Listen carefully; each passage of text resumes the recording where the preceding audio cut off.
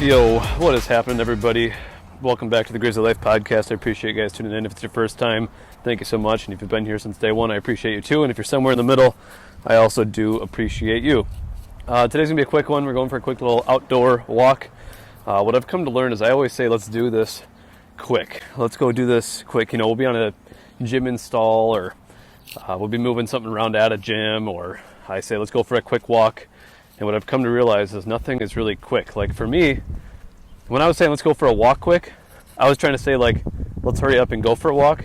But apparently that's improper grammar. That's still interpreted as we're just going to go for a short walk. It's going to be quick in time. But I guess it's relative, right? Because a quick walk could mean 20 minutes to me, and a quick walk to you might be a 5-minute, around the block or whatever. So anyways, totally off subject there, or I guess that was my opener, but I guess you learn something new every day. And this is something that I commonly say. I'll be on a gym install. I'll be like, oh yeah, let's just go do this real quick. 3 hours later, we're still screwing around with the same thing, right? I think it's like when you're, family member, mom, dad, brother, sister, whatever, your best friend, go to their house and say, hey, would you mind giving me a hand quick? And again, it ends up being an all-day event, something that's supposed to take you 10 minutes. So anyways, I've got a couple notes here, just some one-liners, and then I'm going to maybe expand on them, see where we go. The first one, listening is a talent and a much-needed skill. I had a good conversation today with a member on our team, and, it just reminds me, and I feel like I'm doing a better job of this. But again, as we're growing, expanding, keeping in touch and connecting with the people you need to connect with, and making sure that they're being heard. Your team, your family, your significant other, brother, sibling, sister, whatever, right? You need to listen. You need to understand. You need to truly devote the time to what they're saying. You go out to dinner, try to put the phone down. You watch a movie with family, put the phone down. Like, just enjoy the moment that you have with that person. For one, you don't know when that will be the last time with that person. But, when it comes to me being a leader, people think maybe as a leader it's all about, taking charge and telling people what to do. That is not the case. Oftentimes it's listening to your team and understanding where we need to go from here. Still making the decision, yes, but listening to your team, truly hearing their needs. And again, take this to your personal life. Who aren't you spending enough time with? Who aren't you giving enough of your attention to, as far as like truly listening to them, truly understanding what it is that they're asking of you, truly connecting with that person and being able to move forward in a positive direction, right? So this is just a reminder for you. Listening is just as important as speaking, as talking, as getting your point across. So you don't always have to be right. You don't have to argue. You don't have to win the argument, right? These are other things I've talked about in the past. But be willing to listen and truly give your attention. It's tough in today's world. Our attention span's shorter. We have something better we can be doing on our cell phone, right? I personally sometimes struggle with listening, only from an aspect of I'm pulled in different directions. And specifically, my brother, my girlfriend, anybody else, right? Like, that's very close to me in that sense. Sometimes I have to say, what did you just say? Because I have no idea what you just said, because I was preoccupied. So maybe it's not as much as a bad listening thing as it's that I was maybe approached at the wrong time and I just wasn't able to give my attention to that situation. So again, open mind, listen, be willing to listen, be willing to understand, and move on from there. Number 2, I have my note here, carrying yourself even when you don't want to. And what I mean by this is like, who are you and what you believe in. And I guess what I'm trying to say is, when you have a bad day, when you have something that's upsetting you, and I'm taking this from, again, a business standpoint, but you can use this in your personal life as well. If you were an employee and you come in visibly upset or angry about something that is out of your team's control, that is out of, again, I'm not saying if a family member had just passed away and you show up to work to suck it up and pretend nothing happened. That is not what I'm saying. But understand where you are, who you are, what you believe in, and who counts on you, who relies on you. And I guess my example here too is, for me, as a leadership role, right? I have to think about my Sorry, I was about to cross the road there, and there's a car coming a little bit fast.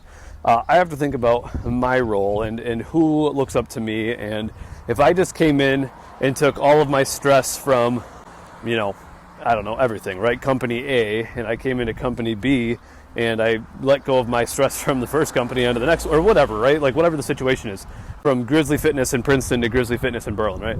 Like it has nothing to do with that location or that team or those people, and I should not bring that to them. So again, I'm trying to think of the exact way I'm trying to say this. If you come home from a long day at work, of course, confiding, talking to your spouse, getting things off your chest, having a good conversation, that is called venting. That is getting stuff out that is much needed. You need to talk and move on. And I often do this, right? If I have a problem, I always coach you logic over emotion, right? We have to do our best to go to the emotion. So when something happens to me in my personal life, a situation or business, whatever, I get upset at a team member, I get upset at a coworker, or I get upset at a business partner or a family, whatever, right? Maybe somebody that I have a relationship with professionally at some sort, right? I need to vent. I talk to several people before I make a decision, before I go out and do something. So if I get very pissed off right now, more than likely, I get flustered, just like anybody else, as you should, maybe, and I'll go for a walk, and I'll start calling people that are very close to me, people who I know are available potentially and can have a conversation with me, because I need to get out of my head how I feel and also get my emotion out, and then also be humbled a little bit. So I need whoever I'm talking to maybe see both sides, to give me some honest feedback, to maybe just be on my side and let me vent, right? So that is completely normal. That is something you need to do. I just want you to think about, like, before you walk in to a place, and think about it like this: when you come down from, you wake up and you're angry for no reason, right? You woke up on the wrong side of the bed. Whose problem is that? It's nobody else's problem, right? There's nothing I can do about it to help you about you waking up on the wrong side of the bed. So maybe that's my best example for you is, when you wake up on the wrong side of the bed and you've got that attitude for no reason, and there's absolutely nothing I can do about it, don't take that out on me.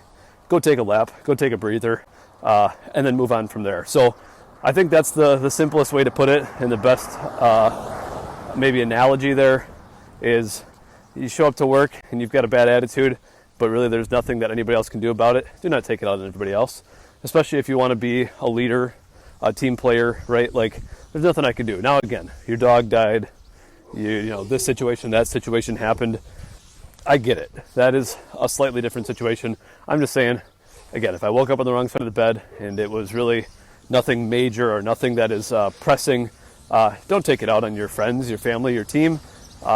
Take a breather, put a smile on the best of your ability, or pre-warn people. Say, hey, I woke up on the wrong side of the bed. I'm afraid I might be an asshole this morning. Just give me like 15 minutes, and then I should be charged up and ready to go, right? Or whatever. So just think about that next time. Hopefully that can be of some value to you. The next one here. Play the cards.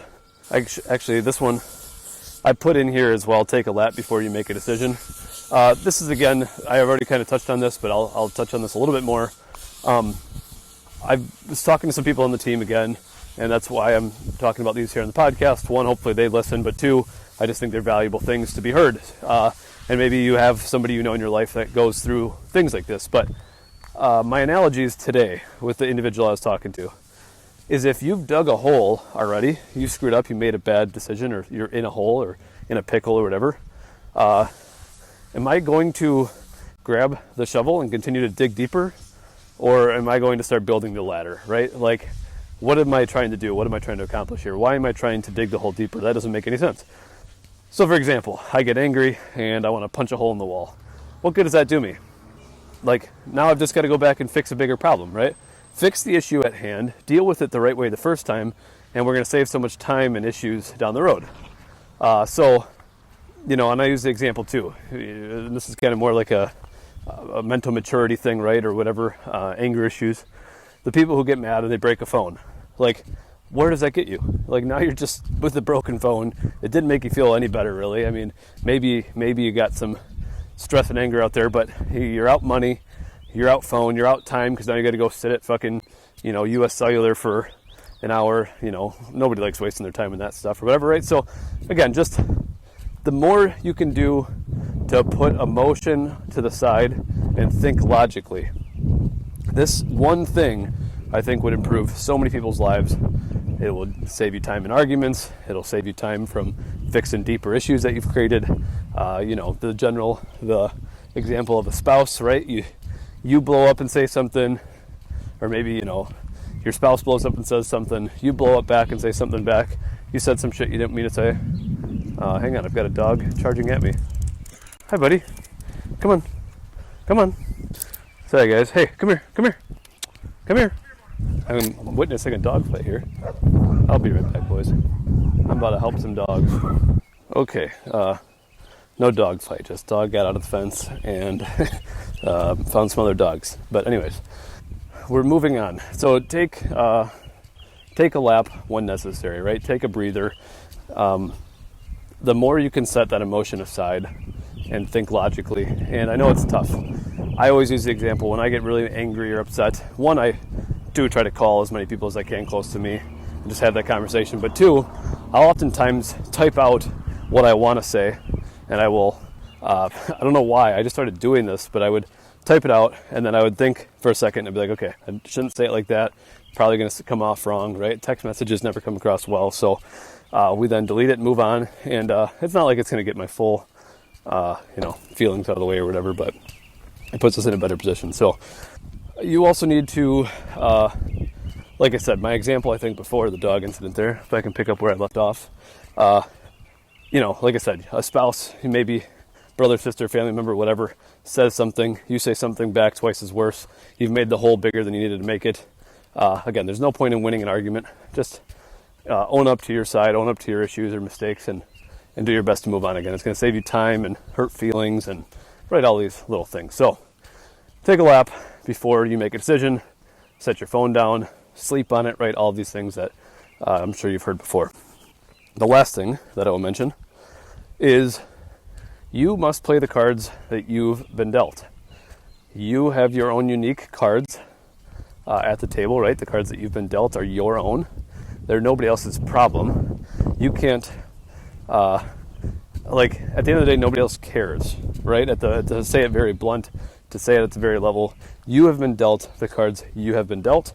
So the sooner you can figure out the cards that you've been dealt and understand how to play them to the best of your ability, the sooner you are going to be moving in the right direction. The sooner you're going to make true progress. The sooner you're going to be able to let go and say, you know what? I own this, right? One thing that I have talked to some people on my team about is take those weaknesses, and sometimes those are some of the cards that we're talking about, right? Some of the issues we have. Again, maybe a lost family member, maybe maybe you've just had something tragic happen. Maybe you were, this or that. Use that as a strength, not as a weakness, right? And I think I talked about this several episodes ago, but because X, I do Y. Not, I'm trying to say it the opposite way. Because this happened to me, I now do this, right? Because I had this thing happen when I was a kid, I now go out of my way to make sure I do this because, I don't want to take time for granted. I want to, live my life to its best. The classic example is you and your girlfriend or you and your boyfriend break up. You magically start going to the gym. You've got all this motivation. You want to be better, right? Use it as a strength, not as a weakness. Because my girlfriend and I broke up, I gained some weight while I was there, and I'm now going to use this as motivation to stay in the gym, right? Everybody gets complacent. They get a significant other. They think it's best to just, get lazy and, again, complacent. I say that is not a good idea, but if that is, if that has happened, big deal. If you are going through a breakup, again, just an example, we now use that as power. We use that as the fire. We use that as the gas on the fire, right? The fuel for the fire. We don't use it to keep us down and hold us down, right? So the cards you've been dealt, play them to your best of your ability. Nobody cares about the cards you've been dealt, and you need to use them as leverage. Use them as as a tool. And again, the sooner you can understand what those cards are, right? The sooner you can, I don't want to say understand, you know what those cards are. The sooner you can realize them and again, use them to your advantage, you will be in a much better spot. You will be on the up and up, right? You will be putting yourself in a position to win. And I think that's the most important thing you can do. Like I've said before, win enough days in a week, you win the week. Win enough weeks in the month, you win the month. Win enough months in a year, you win the year. And win enough years in life, you win at life, right? So it's day by day. You need to put yourself in a position to win, to absolutely win. And that is up to you and what that means. But you should want to win. You should want to be better, right? I have a big heart. I see the best in everybody, and I want to see everybody become the best. I want to truly help people become the best that are willing to take my help. But I also know as I've gotten older, I can only help so much. And until you're ready to change, until you're willing to take the next step, until you're willing to become the best version of you, nobody else can really help, right? You've all had that family member, that friend, that you're like, man, I just wish they did this. I just wish they did that. I wish they didn't do this as much, right? Until they realize that you can nag them all you want. But the more you do that, the more they get pissed off and want to do what you tell them not to, right? It's like telling your kids to, curfew or no phone, or you tell them things they can't do, they want to do them, right? You need to word that a little bit differently. So, just think about that. You should want to win. You should want to be the best that you can be, and help other people around you. If you can help one or two people become better versions of themselves, if you can help encourage them to go to the gym, hey, you're looking for a workout partner and just want somebody else to be able to talk to while you work out or whatever, right? Like, you should be helping people on their way as well. So anyways, I appreciate you guys so much. Sorry about the dog incident. I'm not really sure what I said during that time, but the dogs are okay. I should have grabbed the one dog when it came up and sniffed me, and I didn't know if I was going to get bitten or if it was just a friendly dog. The girl that was yelling or running after the dog didn't say anything either. So I was like, okay, well, this dog is not going to be vicious, but I didn't know. And then, ironically enough, one person on my team was at their apartment taking his two dogs out, and now all of a sudden this dog that was by me sprinted those dogs, is trying to hump them right away, and then they're trying to fight each other. And anyways, dogs are okay. I should have been a little bit more proactive there. I was taken back. I was trying to remember the podcast and the conversation, and then I was also like, what the hell is going on? The dog was pretty athletic. It just hopped right over that fence. It just cleared it. Yeah, so anyways, I appreciate you guys so much. Thank you for tuning in. I hope you guys have a wonderful Tuesday. I hope you guys are off to a good start of the week. I hope you are thinking about how can you be the fucking best you can be. And it's not selfish to be the best that you can be, right? Almost every day in my Snapchat, I'm saying, win the day, go be the best you. I got to be the best I can be, right? If I'm doing other people injustices, if I am not putting myself first and making myself the best I can be, I need to lead by example. I need to take care of myself. Again, the more mentally fresh I am, the more healthy physically I am, the better I can help other people around me. So that is not selfish one bit. And I want you guys to realize that too. When you're 70, 80, right? You want to be able to take care of yourself. You want to be able to help other people. You don't want to be the person that's relying on other people, right? You want to be that person that is still willing and able, right? So anyways, I appreciate you guys so much. Thank you for listening to the Grizzly Life podcast. If you guys want to add me on Snapchat, Colton.Burt, COLTON.BURT. Appreciate you guys so much. Thank you. We'll talk to you soon.